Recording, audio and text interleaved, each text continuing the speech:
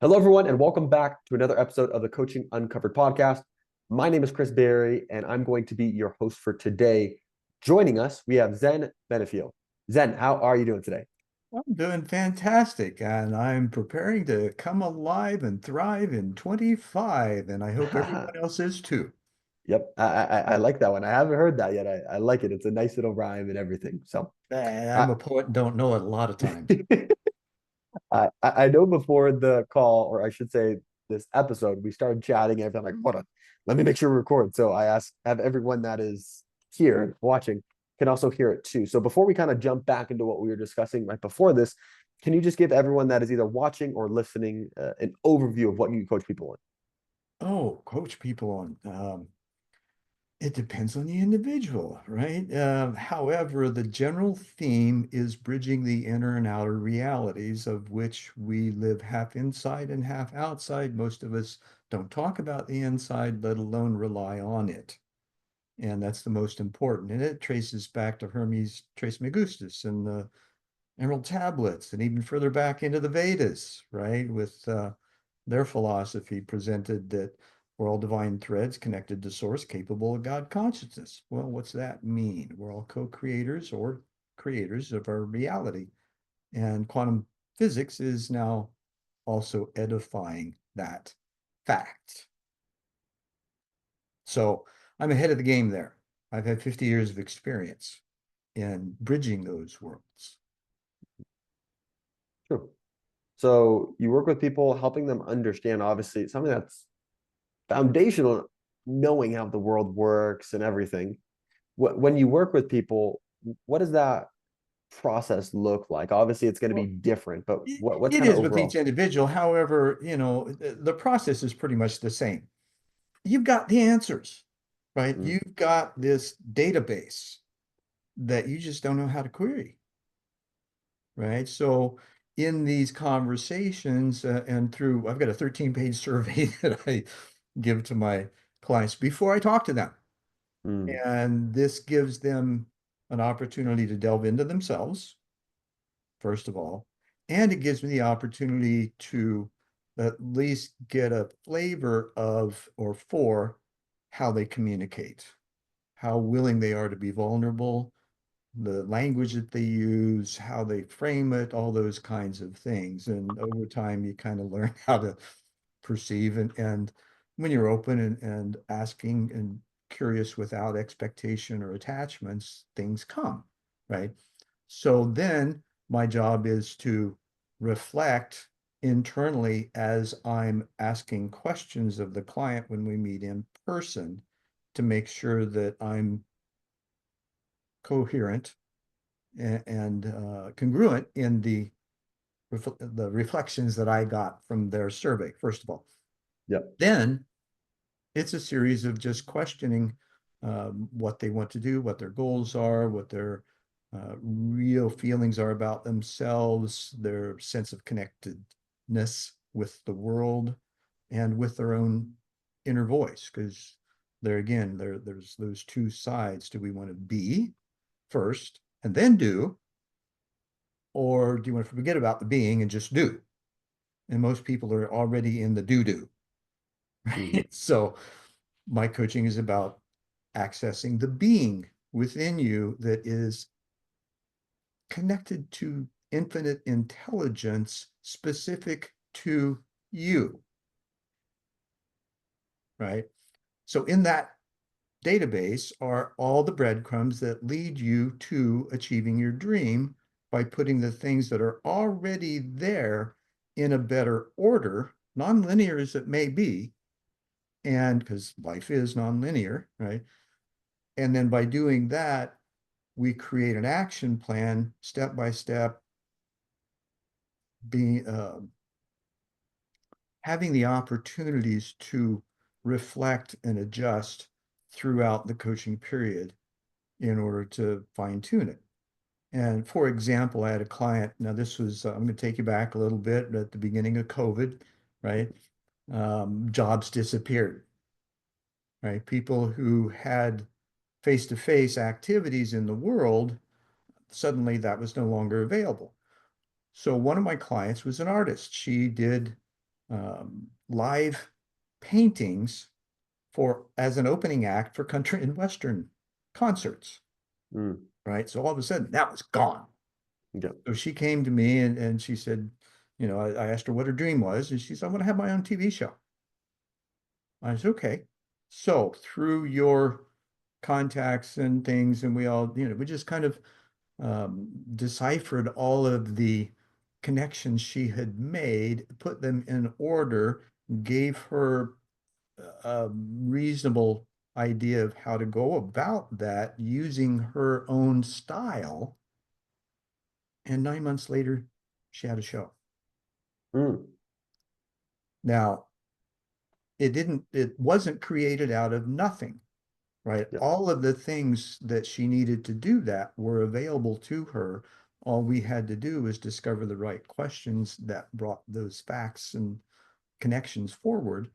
And then she was able to assemble them and achieve her dream, Yeah. at least for this period, right? Yeah. Dreams Yeah. change over time. Yeah. Once you achieve something, it's like, okay, what's next? And I've had multiple occurrences of that throughout my lifetime in industries and personal projects and things like that. So having learned that process myself, the thing about teaching and training or living, what's the phrase? Those who can't do teach. Mm. Well, I think that's kind of backwards, right? You got to figure it out. It's like folks come to me and says, "What's it take to be a life coach?" And I said, "Well, you need to have a life first, right? Otherwise, you're kind of bereft of experience from which to draw your own curiosity out of and be able to ask pertinent questions of others to help you and them achieve your collaborative activities, whatever those may be." And that Yeah. again, can flow into, not again, I haven't mentioned that yet. So this goes into leadership, personal, group, company, team, those kinds of things. So one learns how to make themselves available to the moment with the curiosity and the focus of attention, intention, and interactions that then edify what they have determined their purpose to be. Yeah. And that changes too, right? Yeah. It's like, what are we here for? Well, there's a design in you. Do you want to find it? It's natural. It's embedded in you. There's a kind of the dual complex, if you will, your genetic predispositioning, let's say, right? And then you've also got a consciousness or a soul that's connected to everything through frequency that coalesces in this nice little package that you are as a being that thinks they're human, right? True. One question I do have. So obviously, this information can open people's eyes. It gives them a better understanding of how the world functions, how they function in many different facets. Mhm. And most people are just unaware. They don't know what they don't know. So when it comes to you generating, we'll call it leads, getting clients, we'll talk about kind of converting leads into actual paying clients here in a second. But how do you generate leads? How are you getting people into your business if they don't even know what they don't know? Or are you only going after people that have enough awareness to have that? Or is your a part of your process also opening that awareness to people before they even know about it? So I know that's a loaded question with a couple of different things. I'd say the No, best it first really isn't. way For me, is it's yeah, also a process too, Chris. And in the recent shift, um, having a, let's say, reasonable futuristic view of where things are going and where to place myself so that I'm in position when the rest get there, that's a process too. And for many years, for probably 20 years of my coaching, I did the normal stuff, right? mm, Now with COVID, it's this opportunity. We've had the obsession on self-hygiene and sequestration that gave people a chance to self-examine. Well, that gives this opportunity to be curious of, okay, what do I really believe? What's going on? How can I be better at what I'm doing? Do I need to change? What's coming up? Am I more drawn towards something that I have passion for rather than something that just pays the bills? Those kinds of things. And so there's this upheaval, or I have a friend that actually calls it an upwising of Mm, humanity that's taking place right now. And because of that, there's this initial DIY kind of activity, right? Because everybody wants to do it themselves. And so there's no asking for help because there's still the I'm going to beat my head against the wall till it's bloody before I ask for help, right? And mm, which is normal, right?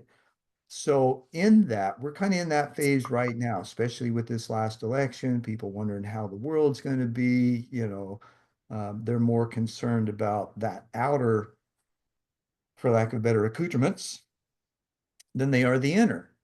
And now that's been shifting recently to where that inner is more important. You notice a lot of things on leadership on LinkedIn now and all of these key aspects of being a servant leader, right? So yep. this is where things are going. Well, what's a servant leader? That's one who pays attention, observes, supports, and empowers others first. True. So being able to do that, it's kind of like placing breadcrumbs. And you've noticed probably from if you've explored any of my posts or my newsletter or the podcast that I host, I'm having conversations that seed what I call the thoughtmosphere. And so by doing this, then there's this opening, there's curiousness that takes place because I generally talk about things that are really self-evident, and yet we frequently don't think to that depth within ourselves about them because we've been fat, dumb, and happy, right? Well, now we're not. We realize, okay, look at just what's happened in the last few years with AI, Mm, right? There's this massive leap in our capacity to do things in a short amount of time. Well, there's this philosophy that time is a measurement in the change of entropy. Well, what would that mean? Things, when they're more coherent, they take less time, right? yep. So when you have that certain flow, and that's a big word right now, Csikszentmihalyi introduced that several years ago in his book Flow, the psychology of optimal experience. Well, how do you apply that psychology of optimal experience in every moment? That's a discipline. That's Yep. also part of what I help my clients with is developing that discipline because we True. have these unconscious thoughts. We have, that was a nice ringer. Um, we have these thoughts, 70,000 of them, they say, a day. Mm, How many of those are self-deprecating? How many of those are taking you away from rather than leading you toward? So where do you want to put your choices? And how well can you begin to manage what you're thinking and feeling and adjust on the fly? And there's techniques and disciplines to develop to do that. yeah. There's so many different intricacies of the biggest thing that, as you mentioned, people just aren't aware of. And it seems that people are becoming more aware now Well, sure. of all of these things. Well, here's a perfect example. 1980s emotional intelligence were called or was called interpersonal skills, Yep. right? They weren't real, I'll put it this way, they're very challenging in developing in those years because of the command and control aspects, and most corporations still are. Mm, Now that's changed. So there's this evidence that we can see of the progression of how things are going, and there's more attention placed on it. Now, is that attention because of the internet? Right? Because back in the 80s, it was just beginning and we didn't have access to all this stuff to study, Yeah, right? true. So we went to colleges and, I ended up with a couple of master's degrees. I've got an MBA in project management and MA in organizational management. So one is the hard skills structure, the other is the soft skills, how to facilitate.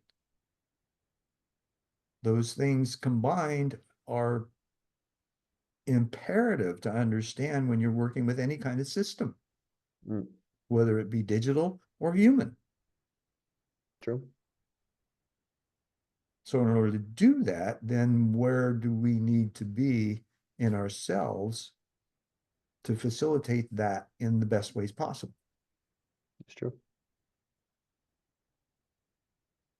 It's very true.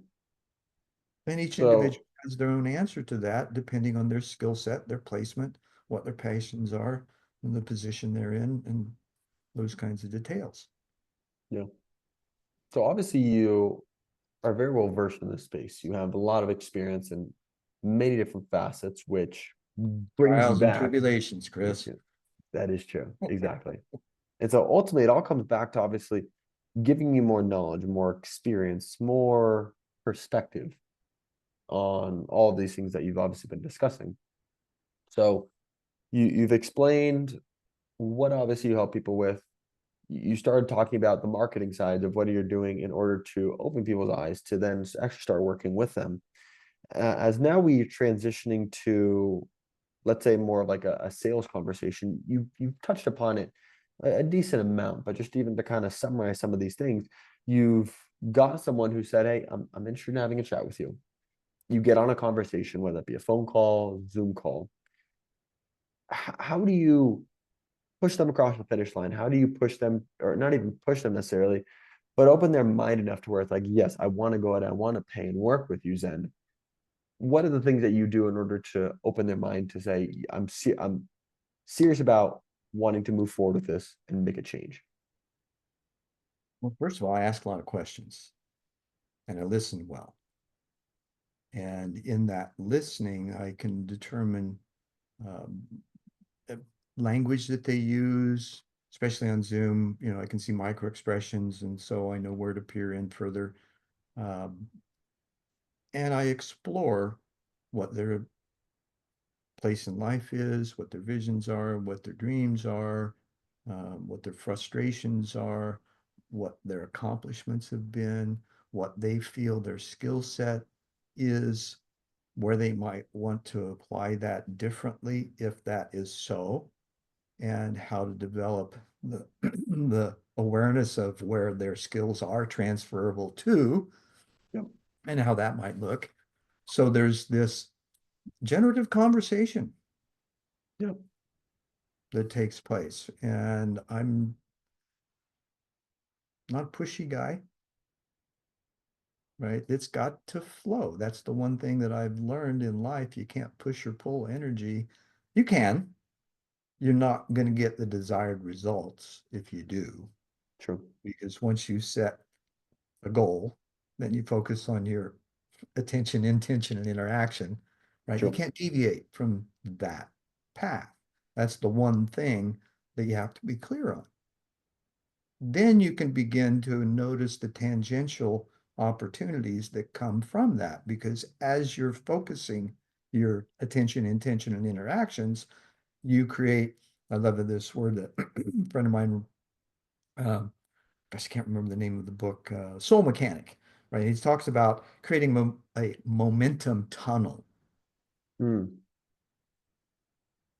And this is, you can find those kind of references everywhere, law of attraction, right? That kind of stuff. mm, In businesses, what you focus on, you have the discipline to complete. yep. So those kinds of things create momentum and flow because the universe around you and within you is intelligent. Yep. It responds. This is what we often don't recognize. Even the subtle, innocent, naive thoughts and suggestions that or questions that we ask, not knowing if things are impossible, because we've already been told anything's possible to those who believe, right? So True. it's true. How far can you stretch that is the question we ask today, Yep. right? True. Because we've got a world that needs to come together. So how do we do that? Start by the individual. Starts with self-love, right? And that's essentially what the whole coaching process is learning how to love yourself completely Yep. and accept everything that's happening around you without distinction. Then you can choose what to do with it. It's true. Hmm. Otherwise, you're controlled by it. Very good point. So you have all of these things I obviously walk them through, primarily questions, listening well, getting an understanding of where they are now, where they want to be, Mhm. what things are holding them back. And then obviously through those questions, guiding them into saying, hey, do you want to have a change with this? Do you really want to go and achieve your goals? And then obviously speaking about your qualifications, what you would do to help them get to that next level. And then you're able to go ahead and do it. One thing that I've enjoyed that you've mentioned is just how specific it is in asking questions and not necessarily, as you said, pushing, but just simply, I get the feeling of seeking to lead with service, provide value first. And then from then, if it makes sense, we work together. But if not, I'm not going to try to go ahead and just take your money. I'm here to go ahead and help you. I can't tell you how much I have given away just because I enjoy sharing, Yep. right? Mm. There's an agenda that's been in place, and this is kind of how I've reframed my life too. Previous agenda of last few decades, maybe centuries, has been profit over people and planet. Yep. So how do we flip that to people and planet over profit? We do the things that need to be done without attachment. First, we give. Yep. That's the self-love, right? You give of yourself, not with expectation. And then that reflection is the being loved, Yep. right? It is very true. And that takes time, right? Especially in today's world, I know I'm one voice amongst millions. And many of those millions are saying the same thing I am, just slightly differently. It's one of the things my Yep. wife really enjoys. She's from what was Leningrad, Mm. USSR. And she left in 1989 before the USSR fell apart. We have these conversations about how things are beginning to um, become more coherent in not just um, individual efforts, in the larger efforts as well. And so we've been discussing how we can both help in that facilitation process. And one of the websites that I've had up for a decade and a half is planetarycitizens.net. I used to Mm. showcase people around the globe that were doing similar things. And when she came into my life, now she's got all these Russian authors, scientists, musicians, that she's had this robust education about and continues to seek through her own curiosity of, okay, who else is saying these similar things so that we can begin to connect the dots with each other and find out what we can do collectively and collaboratively in the process. So that's what Planetary Citizens is about. We've broken down the spiral dynamics co-creation wheel, the 12 sectors of society into those various sectors and what individuals can do, what organizations can do, what's available for people locally, bioregionally. This is where we're going with it. And then the pioneers in each of those areas, we've got the plans to bring them into panel discussions rather than the singular like we're having. And Mm, I've been doing for 3.5 years doing research as to, is there a golden thread through these different areas? And yeah. so this experiment of bringing people together may prove quite valuable. Mm. Hmm. I like it. And it's another form of coaching, right? It's like It is. I'm being coached by this intelligence as to how to do this. And it's a process. And again, you can't push or pull. You got to do what's in front of you to do and then ask what's next and be patient. It's There's an true. old um, writer, Renee Maria Rilke, Hmm. and he says, you can't answer the questions with what your current thinking is. You got to let life offer the answers because if you're asking questions, you don't have the answer and you need to gain the experience and garner the understanding from it to move forward. Yeah, that is true. Well, I'm sure me and you could probably continue to have these conversations because we know how important it is to getting the understanding and how transformational it can be, for everyone that either does not know about this information or is wanting to go ahead and dive deeper. So, for the matter of time, we'll go ahead and we'll start wrapping up. Uh, One thing I do want to go ahead and ask for anybody who has really resonated with your message and is interested just to learn more, maybe they're even wanting to work with you because they have come to realize that you're right. I'm considering doing this for a while and I want to make a change. What is the best way for these people to get in communication with you? You're gonna love this. I've had the business name Mhm. Be the Dream since Okay, 1988. that's awesome. So my coaching site is bethedream.com. Okay, Pretty easy to remember. yep, Everybody's got a dream. I help them be it. cool. I like it. So the best way is just to go onto the website and then there's like a contact me page or something like that. Sure, there's all kinds of information there. There's information about the program that I offer, um, and individual sessions, as well as a host of free resources too. Yeah, cool. I like it. Well, Zen, it has been awesome chatting. I love the conversations about stuff that isn't as commonly discussed, whether we want to call it not as much maybe philosophical, but also just understanding how the world really functions, and the details of it. And you mentioned how quantum physics started to prove all these things that you've been doing for so long true. And whether it be conversations about, let's say, going into specifics of quantum physics or just even how it all works, I find it interesting. So it was great having you on, and I look forward to chatting more soon. Very well. Thanks for having me, and I've really enjoyed the conversation, Chris. And you asked great questions.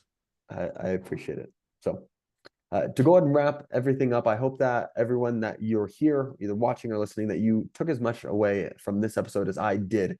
There's so many different facets of obviously the topic of what Zen teaches and how the world functions and how things move. And I'm gonna contain myself because I could talk about this for a while, but I find it so interesting from a coaching perspective because that's obviously the purpose of the podcast is to talk about different coaching businesses. One thing that really stood out to me about Zen was his approach in working with clients. At the very beginning, he talked about once they actually became a client, there was a survey that they took in order to better understand where they're at, not just from, because obviously he's having this conversation beforehand, before they actually get started, but then even really getting to deep down know the person you're working with. I think that's a really important thing because coaching, it's not just give this system, that system, and it's done. It's a matter of how do we holistically look at where this individual's at, what are the things that they're missing in order to go from where they are now to where they want to be. And a massive part of that is understand the person. And the survey that Zen talked about, I felt was a really great thing that gave a lot of insights to him as the coach, but then also to the own person too, just because by answering these questions, they're oftentimes questions we don't self-reflect upon. And so it gives them the opportunity as well. So that's one thing I enjoyed. And then kind of in addition to that is he talked about asking a lot of questions, listening well. That's the foundation of it all. Don't get me wrong. I enjoy chatting, especially about things I'm passionate about, but there's so much value that comes to listening, that asking the right questions. So these are the two main things that I really took away from today's episode with Zen. If you did enjoy it, please make sure to go ahead and drop a like. If you'd like to see more episodes like this, make sure you subscribe, and we'll see you on the next episode of the Coaching Uncovered podcast.